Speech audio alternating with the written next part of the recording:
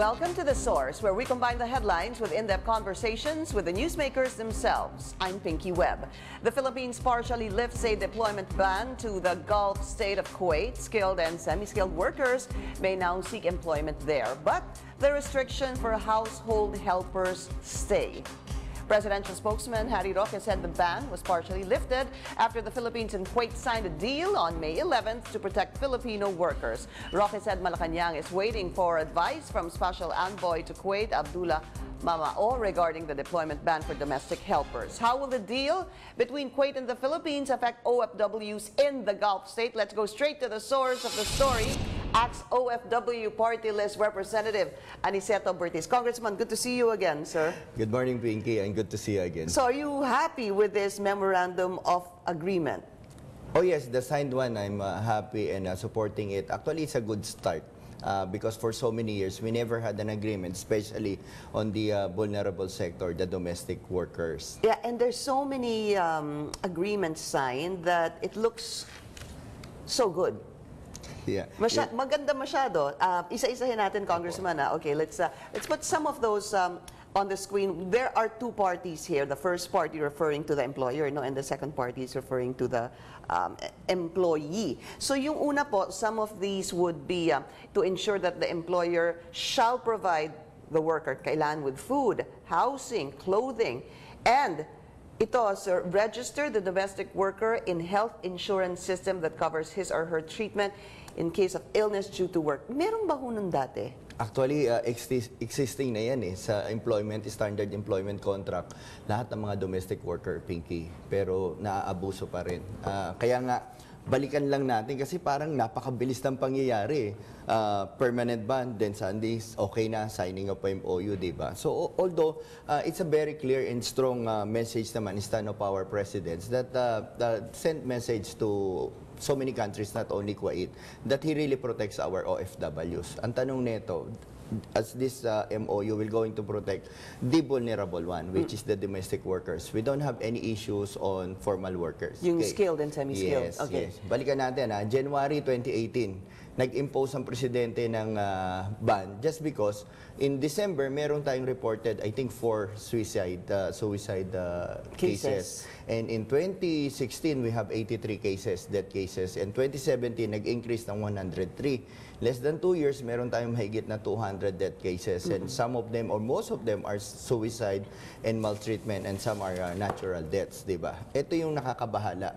Then, in less than a month, February come, andyan na si Damapilis na end up in a freezer, which is some officials also commented na naging parang ice cream sa loob ang which is karumal-dumal ang kanyang pagkamatay. Doon na tayo nagkaroon ng total ban. So, ito yung mga issue kung bakit tayo nagkaroon ng rescue operations, joint rescue between Department of Labor and DFA and other government agencies. So, ito na yun hindi lang to yung dahil sa nag-viral tapos ayos na, okay na ulit ang relationship. Yeah, so the point is we really need to take care of our OFWs abroad, especially why there were suicide cases. Yes. So, the MOA, for example, sir, the insurance, the health insurance, hindi po bago yan, pero sabi nyo po, pero hindi, nai-implement ho ba siya o hindi?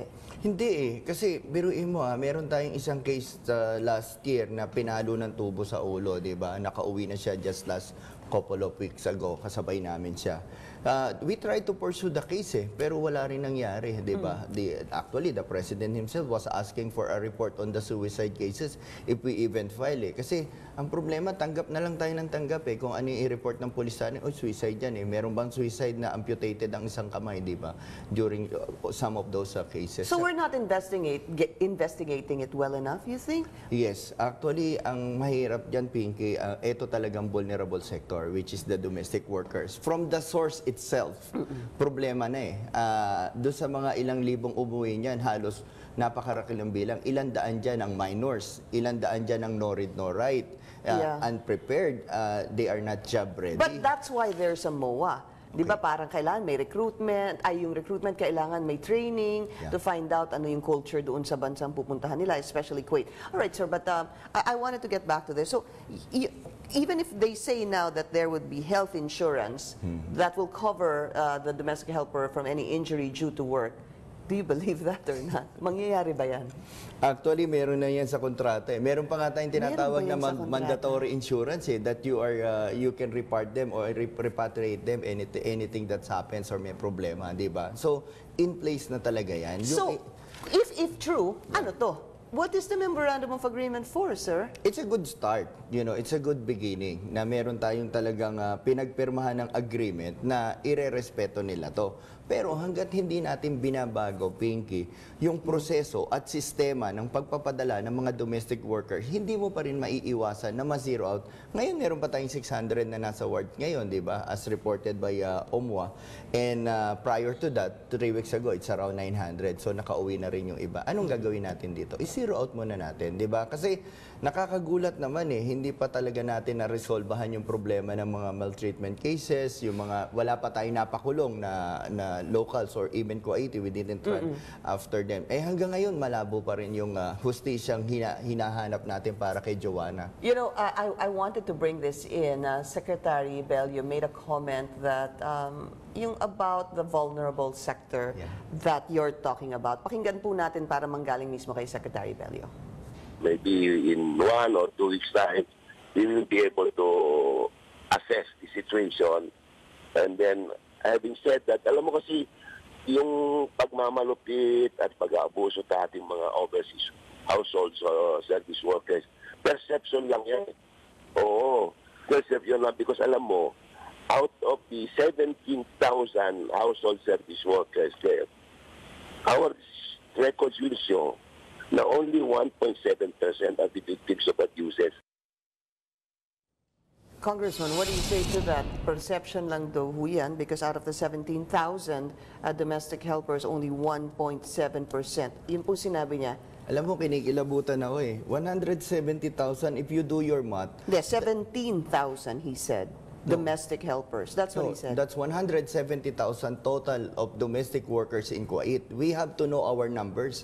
170,000 yan, Pinky. 1.5% is what? 1,700 pa 700, around 3,700. That's, even sabi nga ni Presidente, kahit isang buhay, isang braso ang maabuso sa ating mandato, karapatan na, or mandato ng isang gobyerno ang protektahan ang kanyang mga mamamayan, lalong-lalo ng mga domestic workers. So bakit ho naging gano'n ang naging pananaw ni Secretary Bello that actually, respeto ko si Secretary Bello, up to here. Pero let's not put our people in number. Ako OFW ako Pamilya ko OFW. Naranasan ko ang isang maka-experience ang namatay na isang OFW dahil sa pagmamaltrato. Ilan din OFW ang inuwi kong patay, 'di ba? If we cannot actually fully protect them as mandated by law, why not stop sending them?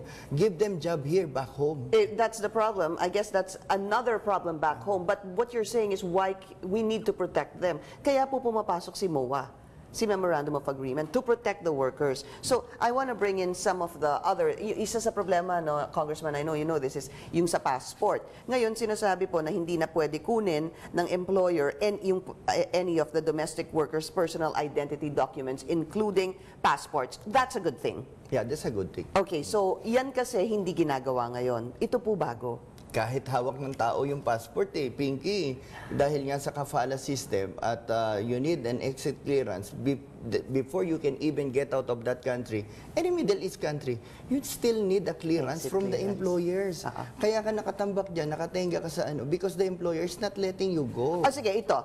Tingnan po natin to. Yung graphics natin on those employers who may violate, yan po, the contract, hindi na po sila papayagan muli. Yun ang tama. Okay. Yun ang tama talaga. You're happy with that one? Yes, very happy with that. And we have to oblige also yung mga brokers, yung tinatawag nila natin foreign recruitment agencies. Kasi ang nangyayari, we have only connections or we can monitor only the foreign recruitment agency.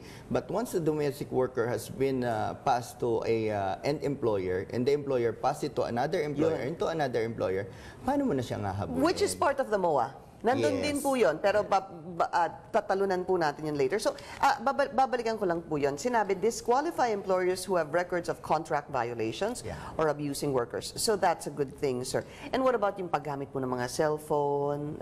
What do you think of Basic those? rights yan, nasa kontrata rin yan sa standard employment contract as well as the POEA rules and regulations, access to communications. It is very basic. 24/7 hotline, is that new? Sana nga, kasi dati na rin nilang ini-impose yan, di ba, 24/7. Pero sana ma-implement talaga. And let's involve yung tinatawag natin mga Filipino communities and organizations na makipagtulungan sa kanila. At kung meron man silang halimbawa tinulungan or tumakbo, alam nga naman ipagtabuyan mo yan. Dapat tanggapin natin. Kumbaga sa protektahan natin. So ito po, it says responsibility of the first party upon the renewal of the contract. This is our graphics number 7, sir. After its completion, based on the desire of the two parties, 2 copies of bilateral contract approved by Kuwait, he or she should be represented to the Philippine Overseas Labor Polo upon submission of the new employment contract.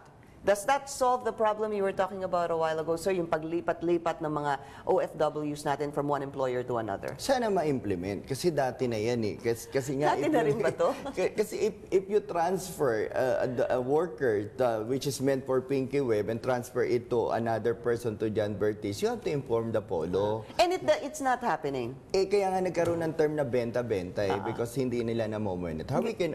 Ang pinakamagandang gawin nito, we are really very hopeful pa rin na ayusin natin. Pero let's balikan natin yung mga layers tulad nung sa sourcing, sa training, let's not send uneducated domestic workers na later on mamamaltrato. Which is part of the MOA. We're going to talk about the situation in Kuwait. Sir, you were just there 3 weeks ago, ano? Yes. And let's talk about that after the break. This is The Source on CNN Philippines. When we return, we'll continue our discussion on the deal between Philippines and Kuwait to protect OFWs. Also later, we talk to Australian Ambassador to the Philippines, Amanda Corley. You're watching The Source on CNN Philippines. Our guest today, ACTS-OFW Partylist Representative Aniceto John Bertiz. Sir, so you were in Kuwait 3 weeks ago. Yes. Kamusta na ho ba yung situation doon sa center? Di ba marami pa tayong mga kababayan na nandoon? Oo, meron tayong 3 centers doon na actually hindi naman talaga registered ng Philippine Embassy yun. Just we provide that para yung mga tumakbo during the amnesty, meron silang matulugan na maayos. Yeah. This is one of them? Yeah, yan medyo seryoso yan kasi hindi ka pwedeng mag-ingay dyan. Nasa residential area yan. So yung palakpakan yan na walang mga tunog. At that was the actual video that I took. And the one who's giving a briefing there, it was Administrator Hans Kakdak na we will going to help you. Pero ang nangyari kasi... Diyan ho sila natutulog? Yes, nakikita mo yung mga mattresses na yan. Opo. Linalapag nila yan sa gabi, tapos din sila natutulog. Tabi-tabi So na dumami yan during the last few days ng amnesty period. See. Okay, and then this one, This sir? is one of the shelter also. Siguro mga more or less mga 300 plus din yan. We gave them, actually pinakain natin sila, we gave them Jollibee, parang they bring home. So, karamihan dyan sa mga nasa harap niyan, yung mga naka-block, some of them are sexually abused. And we have a lot of domestic workers dyan na mga underage. What I mean by underage? Kasi 23 years old ang legal age. May mga umamin Pasensya dyan, na ho, sir. 23 ho ba? Opo, 23 po ang legal age para makapagtrabaho ka bilang isang domestic worker. And meron dyan, Pinky, siguro mga 20 to 30 domestic workers na nakarating ng Kuwait even during the impositions of ban.